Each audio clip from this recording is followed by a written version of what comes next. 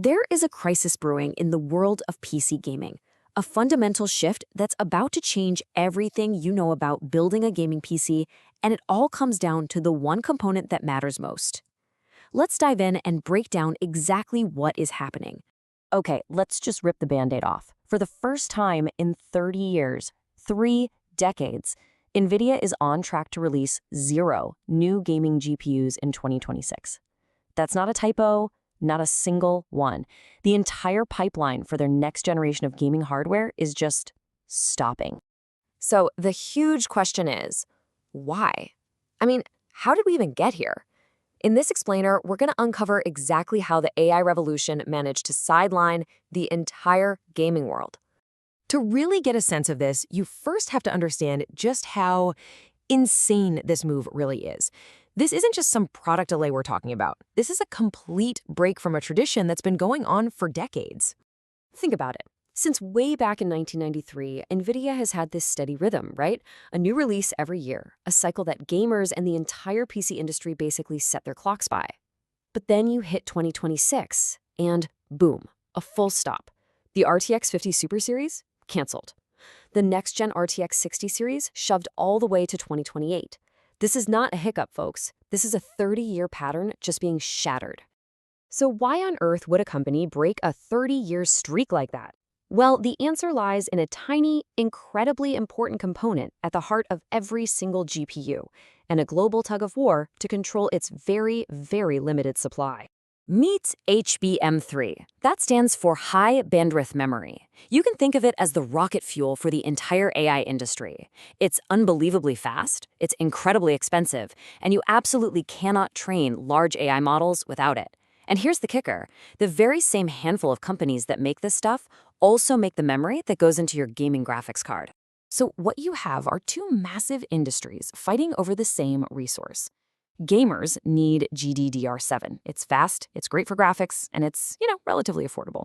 But the AI world, they need HBM3, and they are willing to pay an absolutely enormous premium to get it. And this chart, well, it lays out the brutal economic reality. Gaming memory, your GDDR7, costs about $8 a gig. AI memory, it can go for $100 a gig. $100!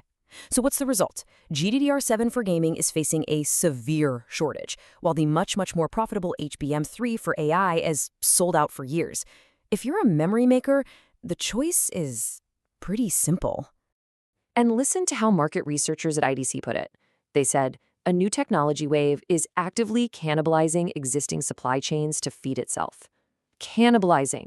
The AI boom isn't just growing the tech pie, it's eating the part of the pie that used to belong to gamers. And all of this brings us to NVIDIA's really tough, but let's be honest, predictable business decision. With this massive supply crisis on the horizon, they had to pick a side. And the numbers? Well, the numbers made that choice for them. The scale here is just staggering. The entire global gaming GPU market in 2026 is valued at around $6 billion. The AI computing market? $650 billion. It's not even in the same league. From a purely business point of view, gaming is just not the top dog anymore. Let's make it even simpler. Let's talk pure profit. NVIDIA makes an estimated $22,000 in profit from a single H200 AI accelerator. One chip.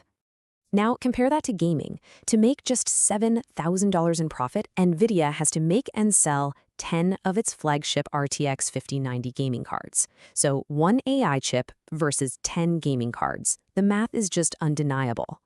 And as top analyst John Petty puts it, for the first time in NVIDIA's history, gaming is no longer the biggest market. Not even close. And when resources are limited, companies go where the money is. And he's right. Okay, enough about corporate strategy. What does all of this actually mean for gamers? Let's talk about the real-world consequences you're going to feel at the checkout. Well, for starters, it means immediate and painful price hikes. The RTX 1590, which launched at an already steep $2,000, shot up to almost $2,500 as soon as this news broke. Scarcity is expensive. And this GPU shortage is sending shockwaves through the whole gaming industry. The used market for older GPUs is absolutely on fire. Console sales have jumped by 23% as gamers look for more affordable, powerful options. And cloud gaming services like GeForce Now have seen a mind-blowing 67% surge in users. The landscape of how we game is changing right before our eyes. Now, you have to be thinking, with the biggest player in the game taking a 2-year break, this must be a golden opportunity for competitors like AMD and Intel, right? I mean, it's a huge void to fill. Well, yes and no. I mean, sure, both AMD and Intel have grabbed a little bit more of the market, but they are still so far behind NVIDIA's lead, it's not even funny. And more importantly, they are facing the exact same memory shortage. You can't just ramp up production when the core components aren't available to anyone. So, this is it. This is the new reality for PC gamers, at least until 2028 rolls around. It's an incredibly frustrating market, for sure, but that doesn't mean you're completely out of options. There are ways to get through this. All right, here is your 5-step survival guide for the great GPU drought. Number 1, if you have a decent GPU that runs your games, hold on to it for dear life. 2, if you absolutely have to buy, the used market is your best friend. 3, if you're on a budget, AMD and Intel are still offering some pretty good value. 4, now this is the big one. If you can, the most cost-effective thing to do is just wait. Wait it out until 2028. And finally, number 5, for a lot of us, consoles and cloud gaming services are now fantastic, totally viable alternatives. This whole situation really forces us to zoom out and ask a much, much bigger question. As one analyst put it, we may be witnessing the end of the golden age of PC gaming. Is this just a temporary market problem, or is the future of high-end gaming no longer in that box under your desk, but somewhere in the cloud? That is the question we're all left with.